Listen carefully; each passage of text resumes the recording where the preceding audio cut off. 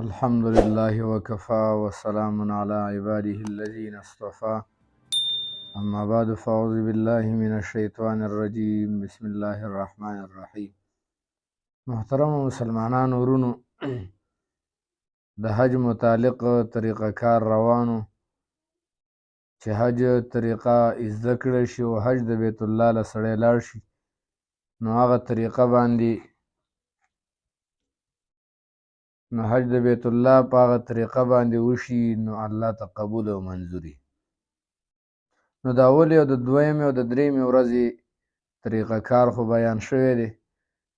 نن نه څلورمې او د پنځمې ورځې حالات او اعمال بیانو چې کم اعمال به حاجي په مینا کې کوي په حالت د پاتې کېدلو د مینا کې. اوله مسله دا یاد ساتل پکار دي چې حاجي باندې قرباني لازم وه او د شیطانانو ویشتل پې لازم و. نو که چېرته په 10 ذوالحجه باندې شیطانان نه وي ویشتلي او یا یې قرباني نه وي کړي نو نن دې راپاڅېږي په 11 ذوالحجه باندې قرباني دې وکړي او د هغې نه بعد دې شیطانان اولي او په دې 11 ذوالحجه باندې خالص بس یو عمل دی، هغه دا دی چې په دې 11 ذوالحجه باندې چې د اختر 2مه ورځ ده حاجي دې راپاڅېږي او 3 واړه شیطانان په نمبر باندې اول نواله دویم بیا دریم. اول شیطان دې په 2 کاڼو ولي، دویم دې په 2 ولي، دریم دې په 2 کاڼو ولي. خو دا کاڼي به واړه وي، غټ کاڼي به نه وي.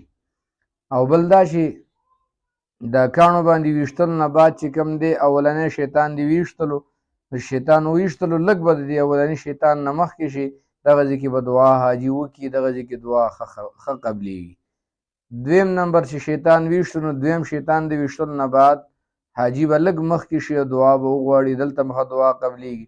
دریم شیطان چې ویشتو د دریم شیطان د ویشتلو نه بعد به دعا نه کوي، سیده به ځي. دویم نمبر 12 ذوالحجه چې د اختر اخیری ورځ ده، د حاجیانو اخیری ورځ ده چې حج په دې 12 ذوالحجه باندې سر ته رسیږي. نو هم په دې ورځ باندې حاجي چې کوم دی مینا کې به پاتې شوی چې کله د ماخستن لمونځ وکړو د ماخستن لمونځ نه بعد فوراً به ووځي، لاړ به شیطانان به 3 واړه همدقه رنګ په نمبروار باندې اولي. که چېرته قرباني نه وي کړي نو قرباني دي هم په دې 14 ذوالحجه باندې وکړي، 12 ذوالحجه باندې. او که چېرته طواف زیارت نه وي کړی نو طواف زیارت هم د نن د مازدیګر د مونځ نه پرېوتلو نه مخکې دې لاړ شي، طواف زیارت هم دې وکړي، شیطانان هم دې ولي. نو په 12 ذوالحجه باندې یو عمل دی بس چې هغه 3 واړه شیطانان په ترتیبوار سره وده او واپس چې کوم دی جامې بدلې کړي او ځلا شه حرم شریف ته د مینا نه به ووځي مکې مکرمې ته او هلته به انتظار کې چې کله درله خبر راشي چې ستا ټیم پوره دی ته به ځې پلانکۍ ورځې ده د هغې نه لږ مخکې به بیا طواف الوداع وکړي، طواف د رخصتۍ. نو هغه چې دې کله وکړو نو لحاظه ستا په دې باندې اعمال د حج پوره شولو. نو لحاظه محترمو په دې باندې اعمال او طریقه کار د حج پوره شولو. آینده به انشاءالله د قربانۍ مسایل د قربانۍ طریقه کار دا ټول به بیانو انشاءالله. آینده به د قربانۍ متعلق مسایل په دې پیج کې شیر کوو. واخر دعوانا الحمد لله رب العالمین.